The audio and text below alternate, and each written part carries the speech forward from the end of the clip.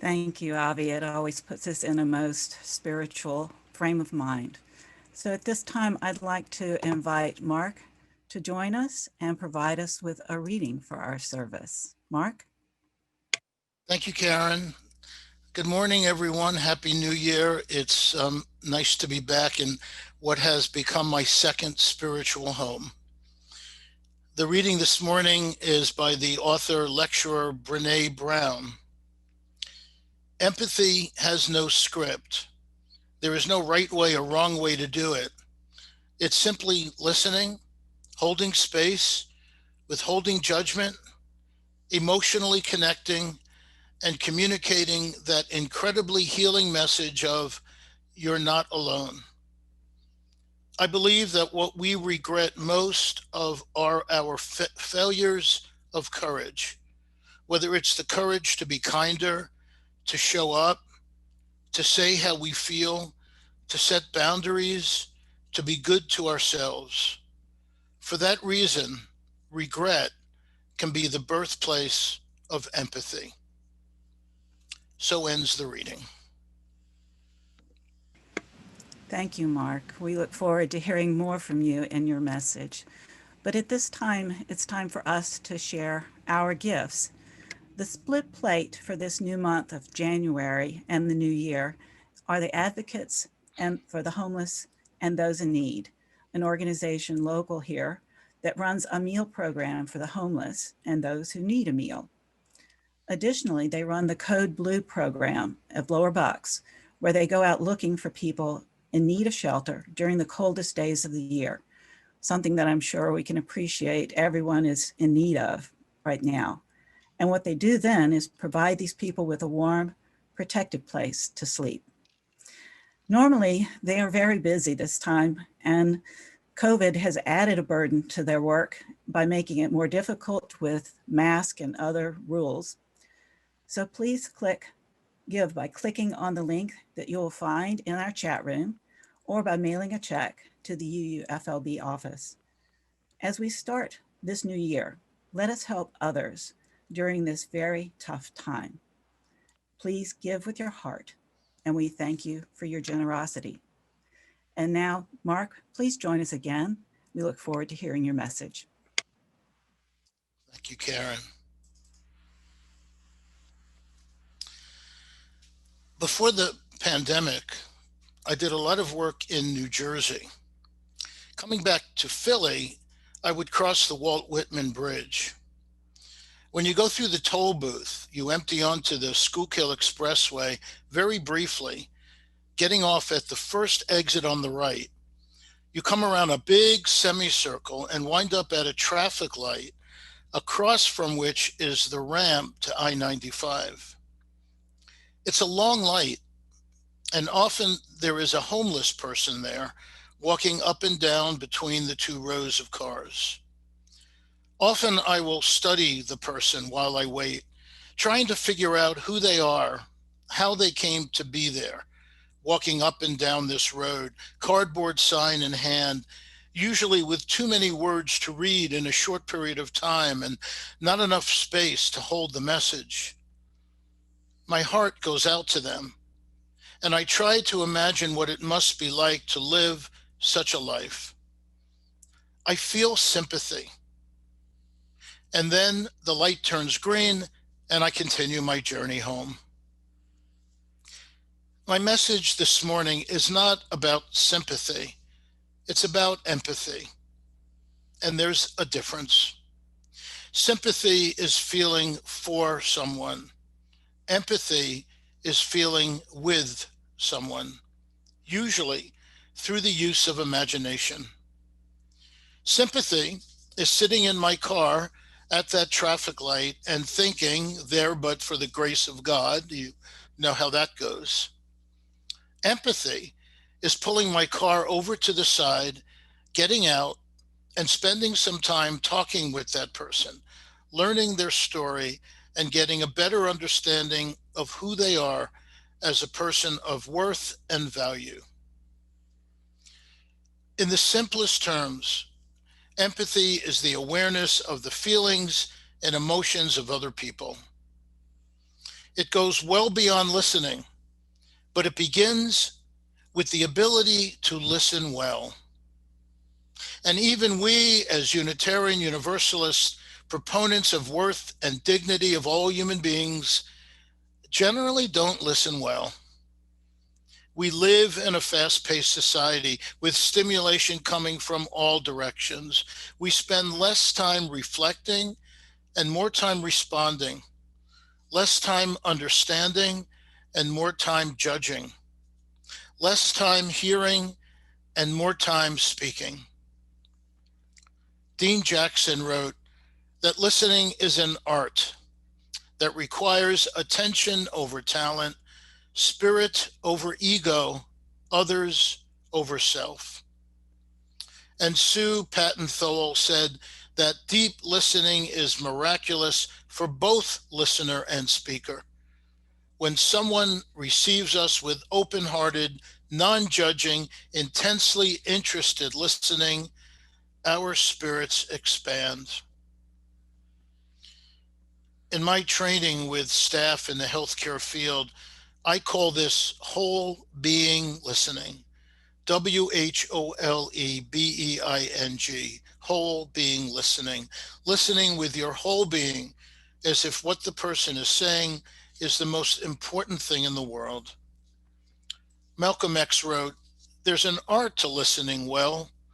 I listen closely to the sound of a man's voice, and I can hear sincerity. I can hear sincerity. That is listening with your whole being." Now, most people, if you ask them, will say that they are good listeners. Yet several studies, both historic and recent, indicate that the average person is listening at about 25% of their potential. We interrupt when someone is speaking, or we finish their sentences for them. We become bored or distracted, and so we stop listening.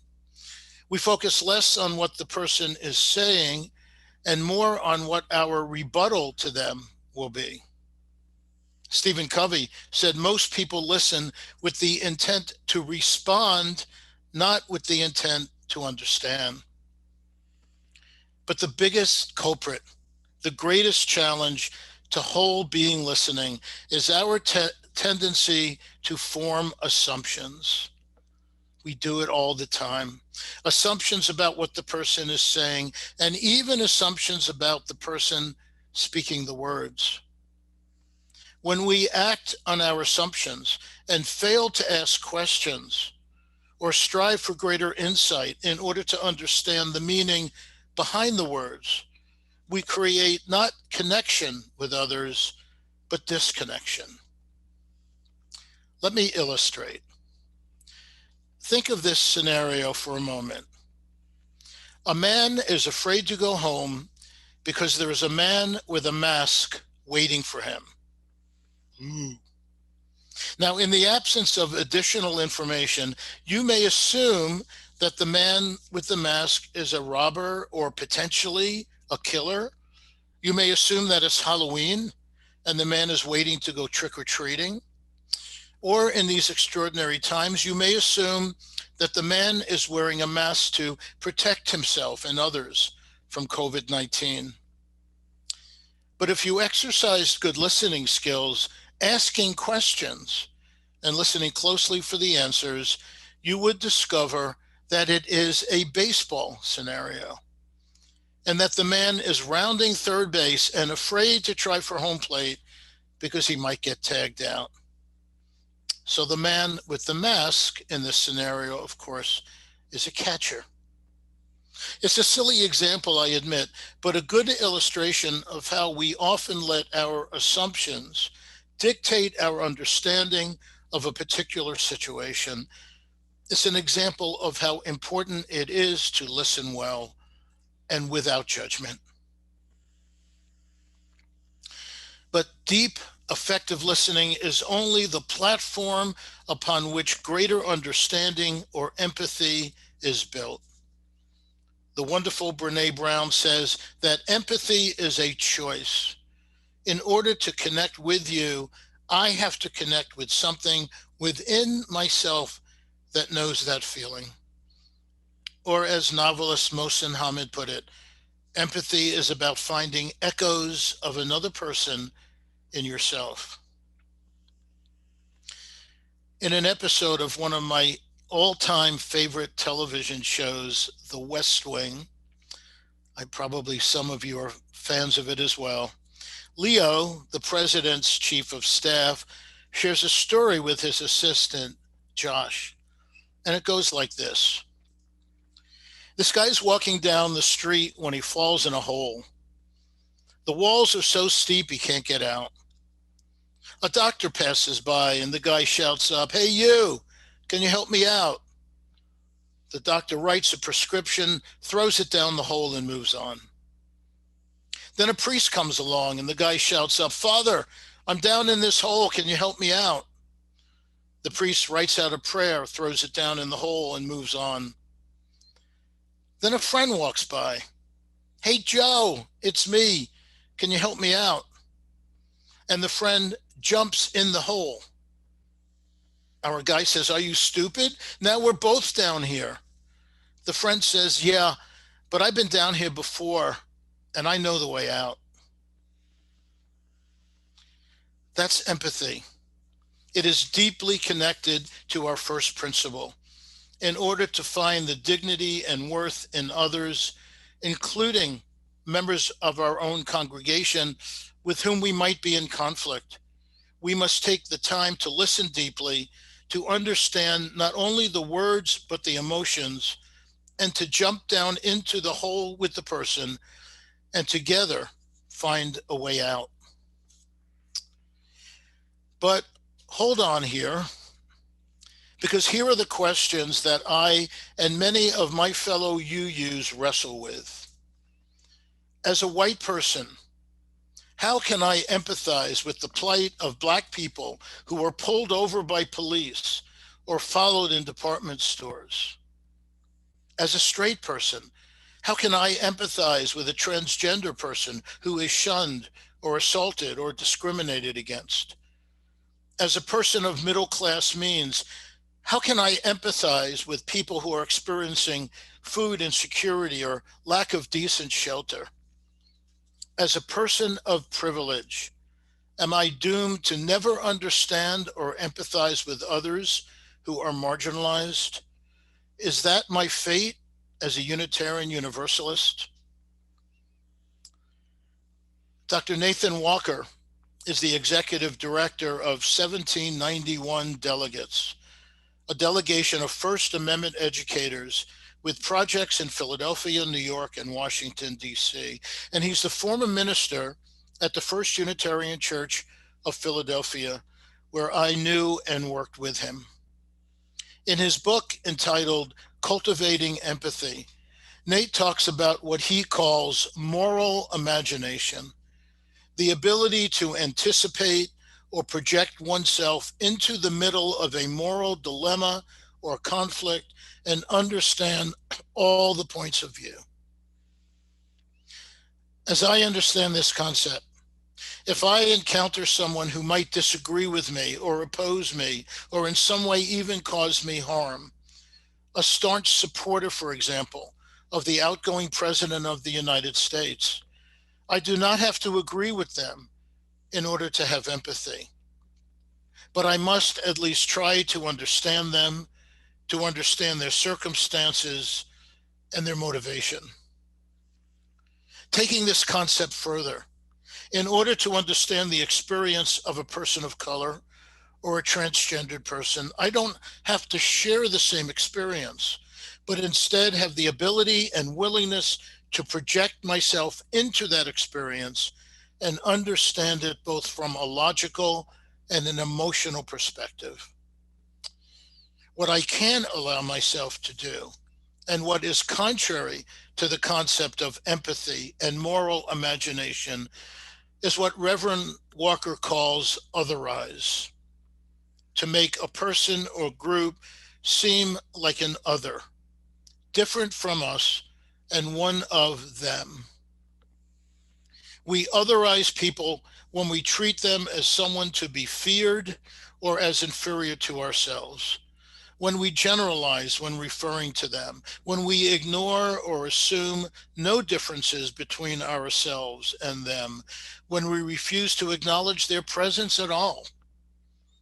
When we act or think in these ways, there is no space for empathy.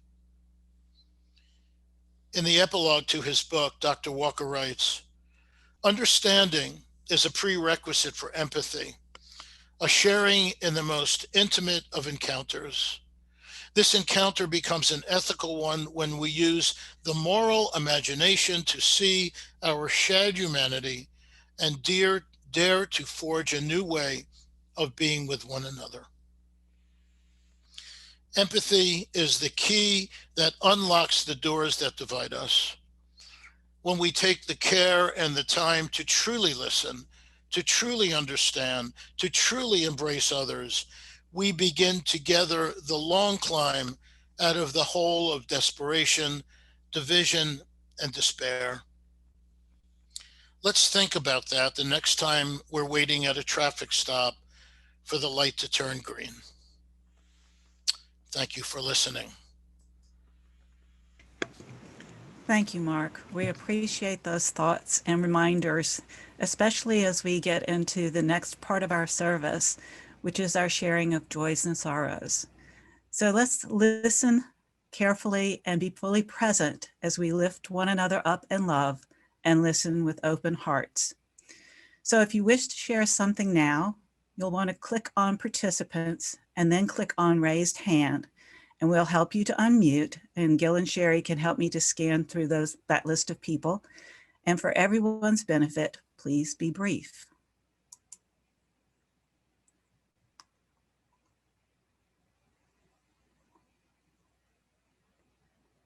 And I'm scanning to see if I see anyone. Recognize we can use the low technology way of waving hand if you're unable to actually find where the click button is. But because I am not presently in a gallery view, I may miss you. So I'm going to give a little bit of time and see if anybody has anything they want to share with one another. It can be a joy or it can be a sorrow. Bernie? Great joy. On January the 1st, Evelyn and myself celebrated our 50th anniversary.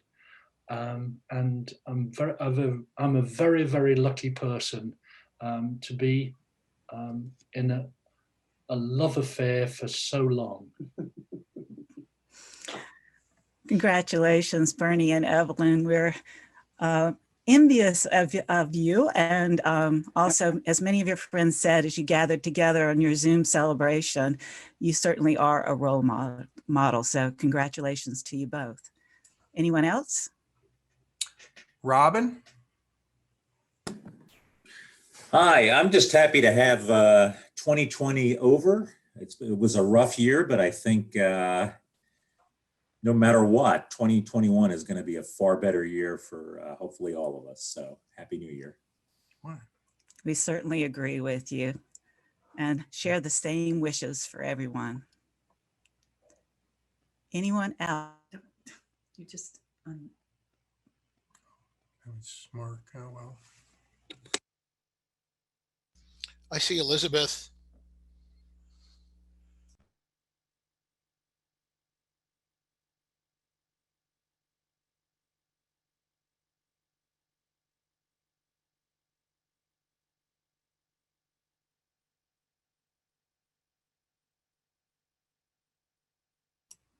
Let's see, Elizabeth. I didn't find you in the list. Gail, did you find her? Sorry. I am celebrating 6 years with my partner next Monday, and I'm also dog sitting this week. And my program starts on my data analysis program starts on in a week. So it's a lot of good stuff coming this year out of the dumpster fire that was last year. So that's it. Thanks, Elizabeth. We all wish for the better year. Anyone else?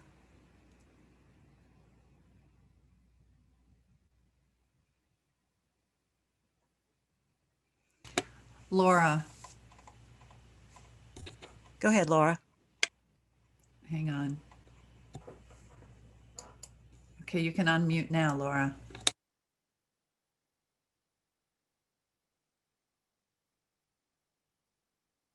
I want to say how much I enjoy the talk today. I came expecting what I got, and I'm very happy.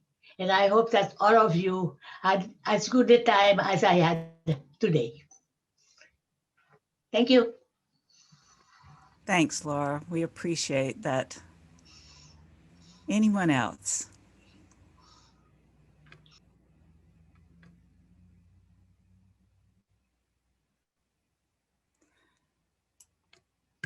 I think Gloria is trying to say something. Hang on, we have to find her. There we go. You can unmute, Gloria.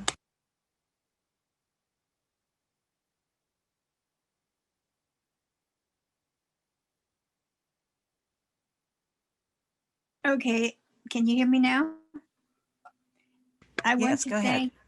I want to thank Mark for his very good information. I took lots of notes because the family is going through a very serious problem with my 18-year-old granddaughter who has alopecia areata, which means absolutely no hair whatsoever.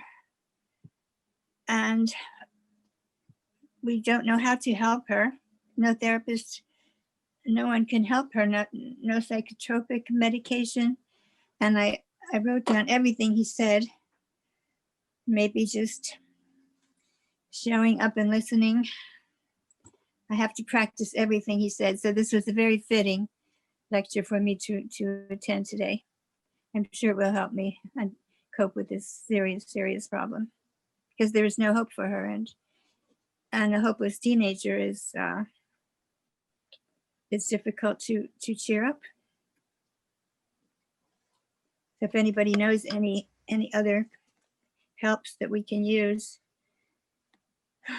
it would certainly be appreciated. Well, we'll send positive thoughts for the family and for her as well. Thank you, Gloria. Anyone else?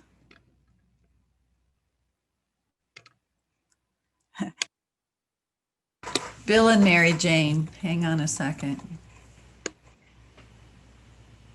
Keep going. Right there. What? Down. Right there. Oh, can you hear us? Yes. Yes, go ahead. No, you just. Unmute again. Bill. Yeah, okay, I'm unmuted. Am I? Yes. Can you hear me? You Yes, can. we can hear you. Okay. Sorry. Go ahead. Well, tomorrow is January 4th. Very special day. It's Mary Jane's birthday. Mary Jane's, I won't say what year, unless she wants to. No, I'll have to say that I'm not a January person.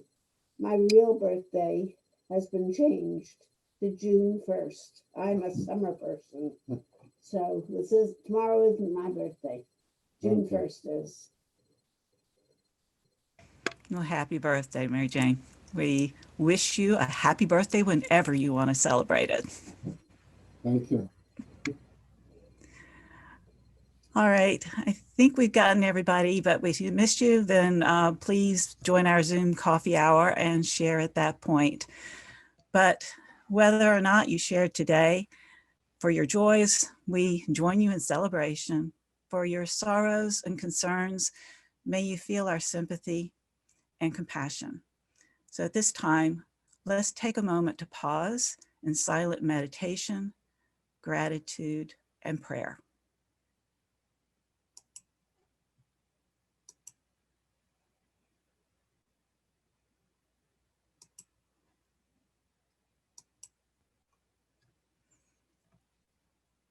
And now, Avi will help us to close our service with his closing song, I Will Remember You.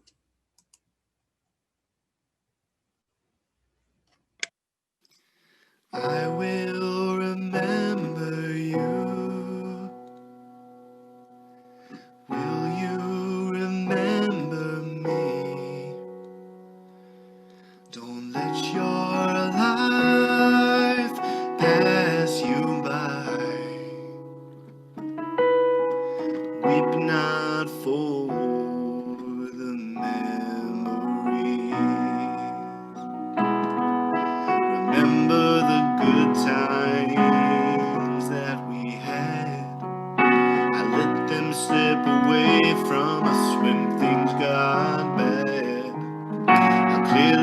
first saw you smiling in the sun, I wanna feel your warmth upon me. I wanna be the one.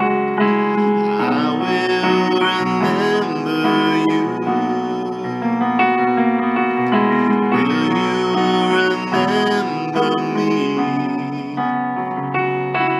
Don't let your life pass you by.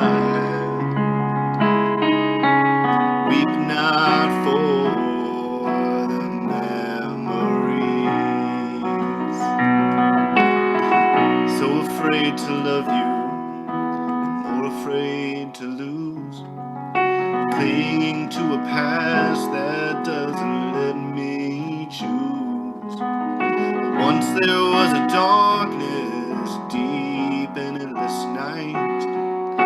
You gave me everything you had. Oh, you gave me life. I will remember you. Will you remember me? Don't let your life pass you by.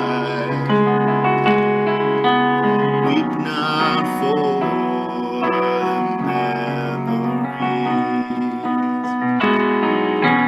I will remember you. Will you remember me? Don't let your life pass you by. Weep not for the memories. Weep not for the memories.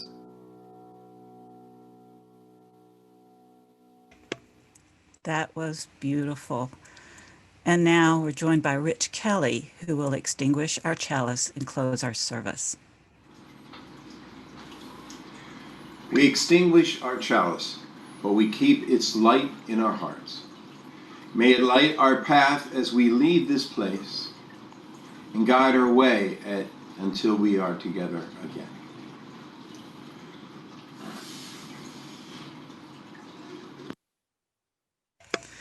That was a beautiful service with lots of good things to reflect on, to work on in the future. I'll let Sherry and Gil open up our chat room and allow you to unmute yourself. And let's continue in fellowship during our virtual coffee hour. And Happy New Year, everyone. Thanks.